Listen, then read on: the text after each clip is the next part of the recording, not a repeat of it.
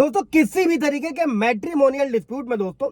तलाक को लेकर दोस्तों एक इलाहाबाद हाईकोर्ट का बड़ा जजमेंट आया था दोस्तों, और उसमें इलाहाबाद हाईकोर्ट ने ये अपने आदेश में ये कहा था दोस्तों कि हिंदू विवाह अधिनियम 1955 की धारा 10 के तहत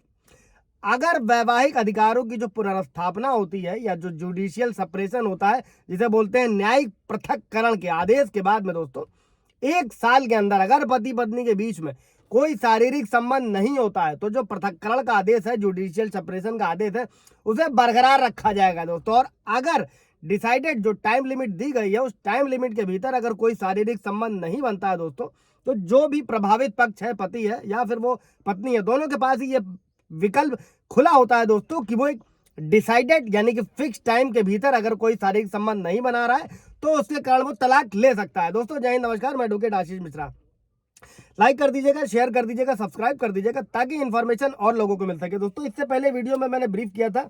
सेक्शन 9 को लेकर, उसके जो फायदे थे, उसके जो बेनिफिट्स थे कि अगर पत्नी घर जाकर बैठ गई और पति अगर सेक्शन 9 फाइल करता है दोस्तों, तो ऐसे में क्या होगा, फ्यूचर में अगर पत्नियां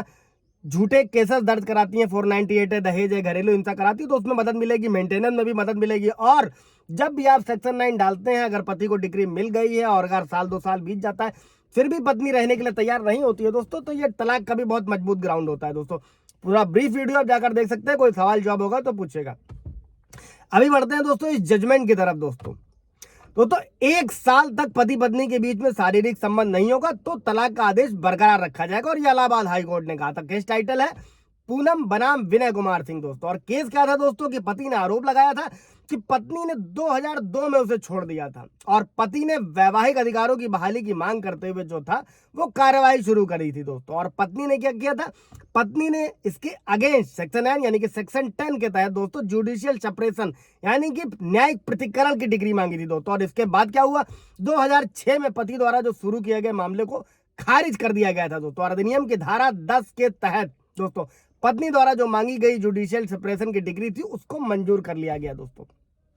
आगे क्या हुआ दोस्तों, इसी के 1 साल बाद पति ने दावा किया कि दोनों एक साथ नहीं रह रहे थे दोस्तों, जबकि पत्नी ने दावा किया कि दोनों साथ रहते थे। और ऐसे में क्या हुआ कि पति की बात पर विश्वास करते हुए जो ट्रायल कोर्ट था, ट्रायल कोर्ट ने दोनों पक्षों को तलाक का आदेश दे दिया, और जिसे पत्नी ने क्या किया, हाई कोर्ट में चुनौती दी। यहाँ पे हो क्या रहा था कि पति परेशान था, पत्नी साथ भी नहीं रह रही थी, बशर्ते कि ट्रायल से लेकर हाई कोर्ट तक मुकदमे को पत्नी खींच जरूर रही थी दोस्तों। अब इस मामले में क्या हुआ, इसमें हाई कोर्ट ने यह पाया दोस्तों